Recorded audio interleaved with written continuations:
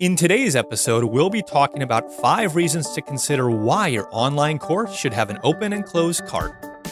Welcome to the Online Course Coach Podcast, brought to you by TrueFocusMedia.com. Whether you're a beginner or expert, this is the podcast for the latest in online course creation tips, news, interviews, and ideas. And here's your coach, Jeff Long. Welcome back to another episode of the Online Course Coach Podcast. And today's a really interesting topic that I want to dive into because, I hear a lot of pros and cons. I hear both sides to the story on should you have your course be available and open year-round, or should you open up your cart or open up your course maybe once a year, twice a year on a regular basis. And so I want to talk about that today. But before we jump into that, I know one of the key elements to a good online course is knowing how to produce quality videos that are effective teaching tools. Because after all, that's our goal with an online course, is to be effective in our teaching and in our training. And, I realize that video can be one of the most complicated, costly, and confusing aspects of creating online courses. And so my background, for those of you that don't know, since 2003, my company and I have been producing videos, both marketing videos, training videos, online course videos. And so I know, how to do it correctly, as well as my background is in education and training, both corporate training and in the education sector a little bit as well. So I've been busy working on a special project that will help take the confusion out of the process and help you create simple videos for your online courses. And I've actually created a free video for you to get you started creating awesome videos for your courses. It's called the 6-step process to produce online course videos. And in it, I share 6 things you need to know to create effective online course videos. So if you're interested in it, you can go get this video for free. Just go to onlinecoursecoach.com/6-step video. That's the number 6-step video. onlinecoursecoach.com/6-step video. You can download that for free. And I know it will help you, especially if you are overwhelmed or confused by, how to even, set up this process for creating video. So we'll talk about, how to even shoot it on your iPhone or mobile phone. How do you hold the phone to begin with to shoot proper video? We'll talk about some audio and lighting techniques that I recommend, as well as some other strategies that will get you up and running pretty quickly. So again, if you're interested in that, just go to onlinecoursecoach.com/6-step video, and you can download that video for free. All right, so let's get into today's topic, and we're talking about, should you have an evergreen course? Should you open and close your course? What should you do? Now, I've heard a lot of pros and cons for both sides. People that say, those internet marketers that, only release their course maybe 2 times a year. That's just a scam. They're trying to game the system. They're trying to create this false sense of urgency. And the list goes on. And while I do understand some of those reasons on maybe why you should have your course open all year round, especially for some industries, it is important for some industries, whether it's medical training, real estate training, etc. You might want to have it open either all year round or specific places, or maybe if you are working with different students and they only take a certain medical course, at the end of their semester, well, it doesn't really make sense to have your course available all year round. And these 5 reasons are some things to consider of why to close down your course, close down your cart, and not make it available year round. So the first thing is it groups all your students together at the same time. If you open your course, let's say twice a year, you can have your students going through the same content on roughly the same time of the year. And this helps with answering questions, customer support, emails. If you have a private Facebook group or a forum, you're going to have the students almost have this this energy together, this forward momentum that they can all learn from the content that you provide, as well as ask questions and learn together. So I think there's some huge benefit in that. If you have your course open year round, you might have a few students trickle in, here and there, and they're just going to be, at module 1, where your other students that trickled in, a month or 3 before are in module 10. And so it just makes it a lot easier by grouping all your students together. Now, the second reason you might want to consider having your online course have a specific open and close date is it allows you to improve the course, the content, improve the marketing, improve the support for next time by having these big releases at specific points throughout the year. And this is something I'm considering myself is, especially when I do some online course coaching, this is what I recommend as well. There are so many strategies out there for marketing, for building your course. But I always say, hey, let's start simple. Let's, go to your email list. Let's go to the people that are your raving fans, and let's offer a version 1 of your course, and then you'll learn how to improve it. Your students will say, hey, what if you had this module? Or I'm confused about this part in the video. Can you clarify that? You can then create an update to the course, version 2.0 or whatever you want to title that. And when you release it the next time you have your, open cart, then, your new students will benefit that, and you can update the course for your old students. So opening your course for certain times of the year, like I said, it allows you to improve the course, improve the content, improve the marketing, improve the support. You'll learn how to create systems that can better handle your students, the content. Maybe you want to switch learning management systems. Maybe the one you used, maybe it was a free one, and you have enough students in there to justify an upgrade. So opening and closing your course throughout the year will allow you to do that. The third reason you might want to consider opening your course and then closing it down is then you can have a dedicated VA working with you on the website, with customer support, or any other areas during the pre-launch and post-launch week. So this saves on paying them year-round, or it saves you by doing it yourself throughout the year. Studies show that if you do a few tasks sporadically throughout the week, it's less efficient than grouping them together.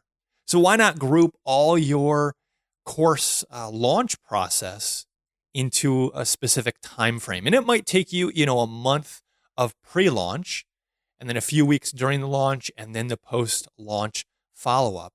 And if you hire a VA, you just have to hire them for that time. Now, this could be a VA for your website, if you're not technical.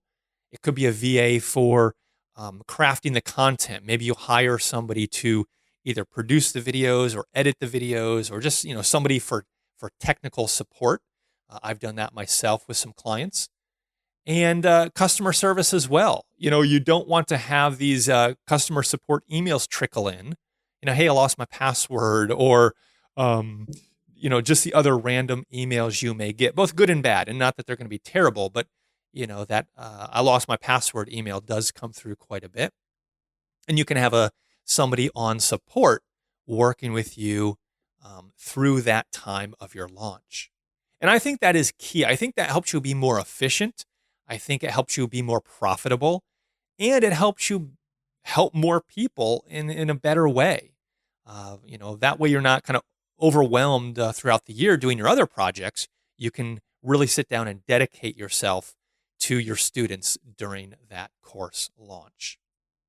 The fourth reason you should open and close your online course is it creates more buzz and excitement with your students, affiliates, and yourself. Would you rather have a few sales, trickling in here or there, or a bunch at once? It feels great to have 10, 50, 100, 1,000, whatever that number is. It's pretty cool when that comes in the same week or the same short time frame. And I generally recommend, that launch, if you're doing, like a 3-part video series, or if you're doing an email blast or webinar series, I generally recommend about a 7 to 10 day launch of that. That way, people are on vacation. If they're busy, they say, oh, I want to catch up on this on the weekend. That way, then that 7 to 10 days gives them enough time to consider, to, go over some of the content and marketing and promotions you've sent them, and hopefully buy your course. And so it's exciting to have all your sales in that 7 to 10 days. It feels good. And, generally the first launch or 2, maybe even 3 might be slower, but you're going to learn, you're going to improve, and you're going to make it better for your students by having it in a certain time window, timeline. So again, it creates more buzz and excitement for your students, as they are in your Facebook group, or if they're in your forum, or if they're emailing you or on social media. There's just that buzz and excitement that your students have. And so that's a lot easier to leverage at certain points throughout the year versus, just simply having your course available all times throughout the year for students to access.